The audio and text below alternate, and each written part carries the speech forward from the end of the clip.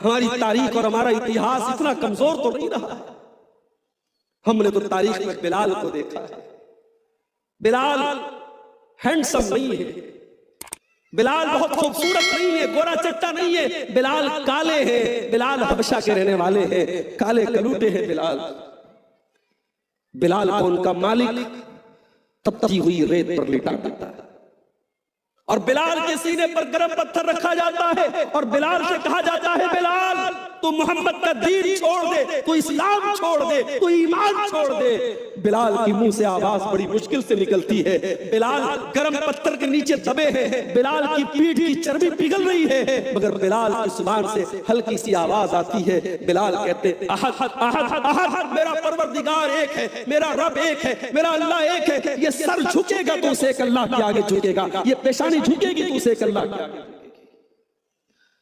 मेरे भाइयों, ये हमारी तारीख तो ये थी। मेरी माँ और बहनों, कभी मौका मिले फेसबुक की रील्स देखने से और इंस्टाग्राम के और जो है फेसबुक के वीडियो और शॉर्ट्स देखने से अगर फुर्सत मिले तो कभी अपने नबी की सहाबियात की जिंदगी को उठा के देखो, उन्होंने कैसी जिंदगी गुजारी थी। सुमैया बिन्त खय्यात का वाक़या उठा करके देख लेना मेरी माँ और बहनों। उनका जवान बेटा अम्मार भी सामने है, उनका शौहर यासिर भी सामने है और अबू जहल कहता है, ऐ सुमैया अगर तूने इस्लाम को नहीं छोड़ा, तूने मोहम्मद रसूलुल्लाह का दीन नहीं छोड़ा, ऐ सुमैया तेरे जवान बेटे के सामने तुझे नंगा कर देंगे, तेरे बदन के कपड़े उतार देंगे। एक माँ के लिए क्या इससे भी बड़ी शर्म की बात हो सकती है कि उसके जवान बेटे के सामने उसको नंगा कर दिया जाए? सुमैया तेरी असमत पर मैं कुर्बान जाऊं, सुमैया तेरी इस्तिकामत पर मैं फिदा हो जाऊं, सुमैया तेरे ईमान पर मैं कुर्बान हो जाऊं। सुमैया ने कहा, अबू जहल तुझे जो करना हो कर ले। सुमैया अपने नबी के दीन को छोड़ने वाली नहीं। चश्मे फलक ने यह मंजर भी देखा कि एक बूढ़ी औरत के बदन के कपड़े उतार लिए गए, उसके जवान बेटे के सामने उसे नंगा कर दिया गया। सुमैया ने नंगा हो जाना गवारा कर लिया, ईमान को नहीं छोड़ा मेरे भाई, तौहीद को नहीं छोड़ा। फिर उस अबू जहल ने नेजा उठाया और बड़ी बेदर्दी से और बड़ी बेशर्मी से और बड़ी बेगैरती से उस बूढ़ी औरत का खात्मा किया। मेरे भाइयों, उस औरत ने जान दे दी, अपना खून कुर्बान कर दिया अल्लाह की राह में, मगर तौहीद और ईमान को नहीं छोड़ा। आज तो चंद टकों में ईमान बिकता है, चंद टकों में इस्लाम बिकता है। बड़ा नाजुक दौर है मेरे भाई। अपने बच्चों के ईमान की फिक्र करो, अपने बच्चों के तौहीद की फिक्र करो, इस गलतफहमी में मत रहो हम तो गाजोल के रहने वाले हैं, हम तो मालदा के रहने वाले हैं, हम तो कलियाचक के रहने वाले हैं, बाप दादा से मुसलमान है, बाप दादा से अहले हदीस है, बाप दादा से तौहीद वाले हैं। आने वाली नस्ल का क्या होगा आप नहीं जानते मेरे भाई। अपने बच्चों की तौहीद इतनी मजबूत करो, उनका ईमान इतना मजबूत करो, दुनिया की कोई ताकत उनके ईमान को छीन न सके। अरे हम क्या और हमारी औकात क्या? जब इब्राहीम अलैहिस्सलाम जैसा पैगंबर दुआ करता है, जब अपने बीवी बच्चे को छोड़ के इब्राहीम अलैहिस्सलाम जाने लगे मक्का में, तो क्या दुआ करते हैं? वइज़ क़ाल इब्राहीम रब्बि जअल हाज़ल बलद आमिना वज्नुबनी व बनिय अन नअबुदल अस्नाम। इब्राहीम अलैहिस्सलाम दुआ करते हैं, अल्लाह मेरे बच्चों को, मेरी औलाद को तू शिर्क से बचाना, बुत परस्ती से बचाना। हाय अल्लाह मेरी औलाद कभी गैरुल्लाह के दर पे सर न झुकाए, किसी बुत के आगे सर न झुकाए। हाय अल्लाह मेरी औलाद की अकीदे की हिफाजत करना, मेरी औलाद की तौहीद की हिफाजत करना।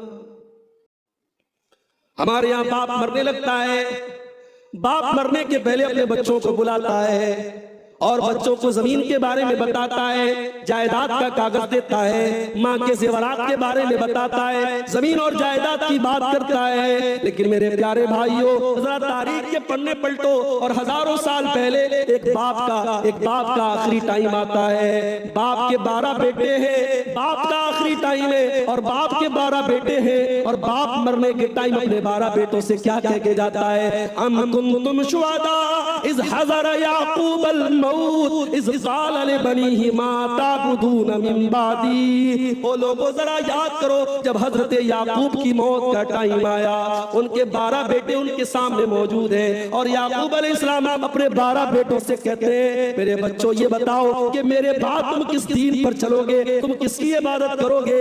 बच्चे कहते हैं अब्बा जान हम एक अल्लाह की इबादत करेंगे, हम तौहीद के ऊपर कायम रहेंगे। तौहीद की हिफाजत करो मेरे भाई, बड़ा नाजुक दौर है और इसी दौर की तरफ इशारा करते हुए अल्लाह के नबी ने फरमाया था बादिरू बिल आमाल फितनन कक़ितइल लैलिल मुज़लिम।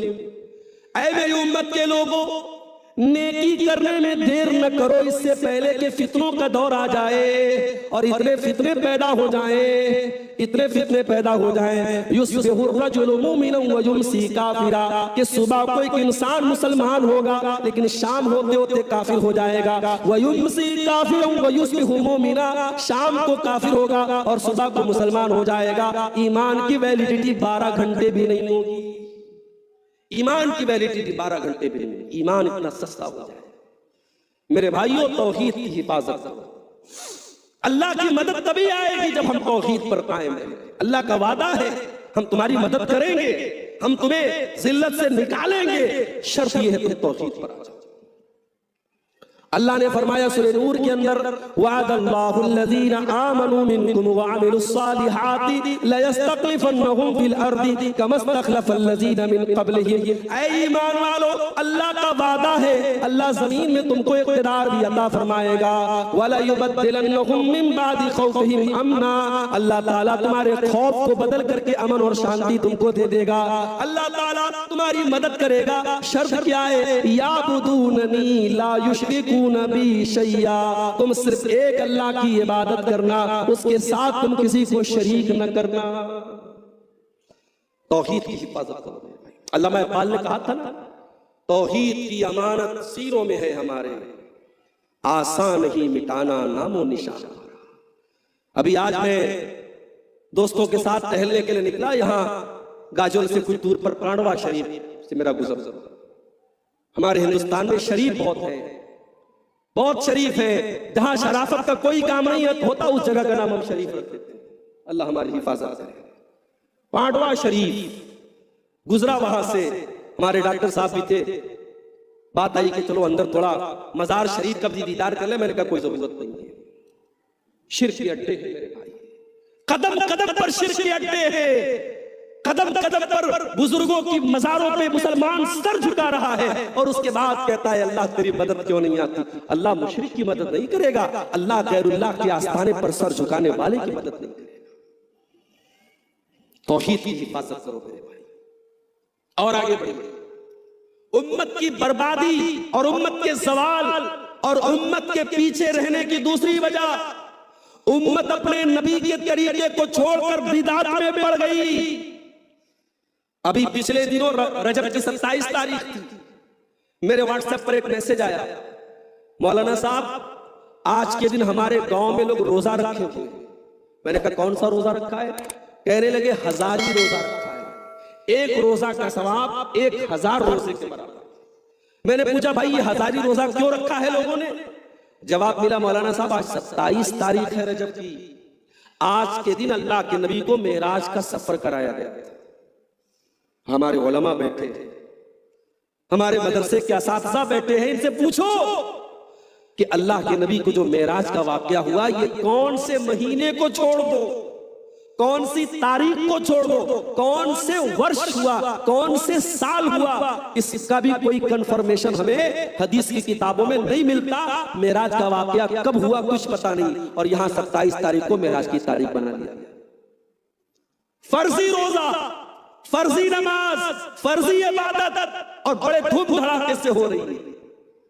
रबीउल अव्वल का महीना था, 12 तारीख को मेरा कोई प्रोग्राम था, गालिबन मालदा में कहीं था, मैं कलियाचक से मालदा की तरफ जा रहा था और मैंने देखा कि साहब एक तरफ का पूरा रोड जाम है और बड़े बड़े गाड़ियों पर डीजे साउंड लगा करके मुसलमान माशाल्लाह सफेद कुर्ता सफेद टोपी लगा करके बड़े बड़े झंडे लगा करके लब्बैक या रसूल अल्लाह का नारा लगा रहा है, सरकार की आमद मरहबा का नारा लगा रहा है। जवान जवान बच्चियां अपने घरों से निकल करके ये मंजर देख रही है।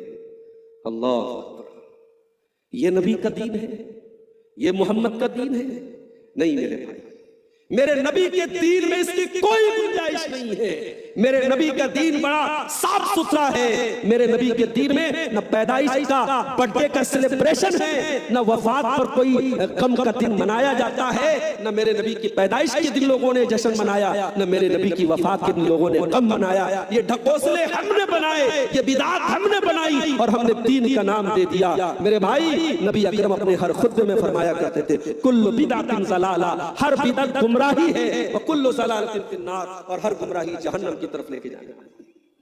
हम बिदअत करें, हम खुराफात करें और हम कहें साहब अल्लाह की मदद क्यों नहीं आती? अल्लाह की मदद कहां से आएगी? कयामत के दिन जब अल्लाह के नबी अपनी उम्मत के लोगों को हौज़े कौसर का पानी पिलाएंगे, बुखारी के अल्फाज है, मुस्लिम के अल्फाज है, अल्लाह के नबी कुछ लोगों को हौज़े कौसर का पानी पिलाने लगेंगे, फरिश्ते रोक देंगे, ऐ मोहम्मद रसूलुल्लाह सल्लल्लाहु अलैहि वसल्लम, आप इनको हौज़े कौसर का पानी नहीं पिला सकते।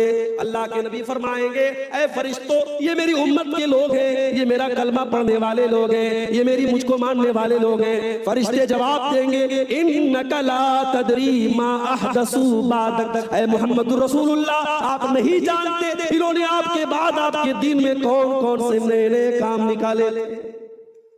मौलाना अल्ताफ हुसैन हाली उर्दू जुबान के बहुत बड़े शायर थे। उन्होंने 100 साल 125 साल पहले एक किताब लिखी थी, उसका नाम था मुसद्दस हाली।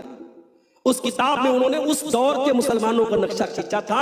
आज 2024 में भी जब मौलाना हाली का हम ये शेर पढ़ते हैं, ऐसा लगता है मौलाना हाली आज के हालात को देखते पढ़ रहे हैं। करे खैर गर बुत की पूजा तो काफिर, कवाकिब में माने करिश्मा तो काफिर, झुके आग पर बहरे सजदा तो काफिर, जो ठहरा ए बेटा खुदा का तो काफिर, मगर मोमिनों पर कुशादा है राहें, परस्तिश करे शौक से जिसकी चाहे, नबी को जो चाहे खुदा कर दिखाए, इमामों का रुतबा नबी से बढ़ाए, मज़ारों पे जा जा के नजरें चढ़ाए, शहीदों से जा जा के मांगे दुआएं, न तौहीद में कुछ फर्क इससे आवे, न इस्लाम बिगड़े न ईमान जावे। मेरे भाई, अपनी तौहीद की हिफाजत कर, नबी के तरीके पर चल। नबी ने जो तरीका हमको दिया है वो सेफ रास्ता है, वो सुरक्षित रास्ता है, उसी पर चल करके नजात मिलेगी। अपने आप को बिदअतों से बचा ले, अपने आप को बिदअतों से बचा लो मेरे भाई, और नबी के तरीके पर चलो, तब अल्लाह की मदद आएगी। अल्लाह की मदद क्यों नहीं आ रही है? क्यों मुसलमान बर्बाद है? तीसरी वजह, आपस में हम लड़ रहे हैं। मेरे नजदीक जो गलत था, कब्र पर सजदा करना गलत था, मैंने बयान किया। बिदअत करना गलत था, मैंने बयान किया। उसके बावजूद कभी मैंने ये तकरीर में नहीं कहा कि फला फला मसलक वालों से तुम सलाम मत करना, मुसाफा मत करना, उनको दुश्मन समझना। ये मैंने न कभी कहा है, न मैं कहूंगा, न हमारे स्टेज से ऐसी दावत दी जाती। हम कहते ठीक है, कोई अपने आप को बरेलवी कह रहा है, कोई अपने आप को देवबंदी कह रहा है, हम अहले हदीस है, ये इख्तिलाफात है, हम इनको दलील की रोशनी में हल करेंगे। मगर जब मसला ईमान का आएगा, जब मसला इस्लाम का आएगा, हम दूसरों के सामने एक हो जाएंगे। जब मुसलमानों ने कब्रस का किला फतह किया तो सहाबी रसूल हज़रत साद बिन अबी वक्कास रोने लगे। सहाबा ने पूछा कि बड़ी अजीब बात है, ये तो खुशी का दिन है, ये तो विजय दिवस है, ये तो विक्ट्री डे है, ये तो खुश होने का दिन है, और आप रो रहे हैं। हजरत साद बिन अबी वक्कास बड़े मशहूर सहाबी हैं। अल्लाह के नबी ने 10 सहाबा का नाम लेके उनको जन्नती कहा था। उन 10 सहाबा में हजरत साद बिन अबी वक्कास थी। उन्होंने कहा, लोगों मुझे पता है मैं क्यों रो रहा हूं। इन कौमों के ऊपर जिनके ऊपर आज अल्लाह ने हमको गालिब किया है, हमने इनके किला को फतह किया है, इनका अंजाम ये क्यों हुआ? हाउलाई कौम असबुल्लाह फसल्लतना अलैहिम, इन्होंने अल्लाह की नाफरमानी की, इन्होंने अल्लाह को नाराज किया, इन्होंने पाप किया, इन्होंने गुनाह किया, तो आज अल्लाह ताला ने उनके ऊपर हमको मुसल्लत कर दिया। और अगर कल यही कमजोरी हमारे अंदर आ जाएगी तो वो दौर भी आएगा जब अल्लाह ताला हमको नीचे कर देगा, उनको ऊपर कर देगा, हमको मगलूब कर देगा, उनको गालिब कर देगा। मैं उस दिन के बारे में सोच करके रो रहा हूं। और आगे बढ़ो, अगर दुनिया में ये चाहते हो कि हमारी जिल्लत और रुसवाई खत्म हो जाए तो एक काम और करना पड़ेगा, हमें और आपको आखिरत की फिक्र करना है। दुनिया परस्ती को अपने अंदर से निकालना होगा। आज कितने मुसलमान हैं, उनकी जिंदगी का मकसद सिर्फ दुनिया है। वो सोते हैं दुनिया के लिए, वो जागते हैं दुनिया के लिए, सुबह जब से नींद खुलती है तब से लेकर के रात को बिस्तर पे जाने तक सिर्फ दुनिया के बारे में सोचते हैं, आखिरत के बारे में नहीं सोचते। हमें कुरान करीम में जो दुआ सिखाई गई, रब्बना आतिना फिद दुनिया हसना व फिल आखिरति हसना व क़िना अज़ाबन नार। आए अल्लाह, हमारी दुनिया को भी तू अच्छा बना दे और हमारी आखिरत को भी तू अच्छा बना दे, और अल्लाह तू जहन्नम के अजाब से हमको बचा ले। ये एक मुसलमान की मेंटेलिटी होनी चाहिए। हमें आखिरत की चिंता होनी चाहिए। दुनिया में कितने दिन रहना है? 50 साल, 60 साल, 70 साल, उसके बाद तो मर जाना है ना मेरे भाई। नौजवान ये सोचता है साहब अभी तो जवानी है, गुलछर्रे उड़ा लो, मौज मस्ती कर लो, क्या पता जवानी के बाद बुढ़ापा तुझे नसीब होगा कि नहीं होगा। कितने नौजवान हैं, कोई खतरनाक बीमारी हो गई, कैंसर हो गया, टीबी हो गई, ब्रेन हेमरेज हो गया और चंद दिनों में इंतकाल हो गया। आप देखते होंगे, मिसालें आपके सामने मौजूद है। इसीलिए अल्लाह कुरान में बार बार कहता है वमल हयातुद दुनिया इल्ला मताउल गुरूर। मेरे बंदो, तुम दुनिया के धोखे में न पड़ना, दुनिया तो धोखे का सामान है, धोखे की चीज है। दुनिया से दिल न लगाओ मेरे भाई, आखिरत से दिल लगाओ, आखिरत की फिक्र करो। अच्छा खाओ, अच्छा कमाओ, अच्छा पहनो, अपनी दुनिया को बेहतर बनाओ, मगर दुनिया को सब कुछ मत समझो, दुनिया की जिंदगी को सब कुछ मत समझो। असल टारगेट आखिरत को बनाओ। इसीलिए अल्लाह कुरान में कहता है कि तुम दुनिया में रह करके आखिरत की तैयारी करो।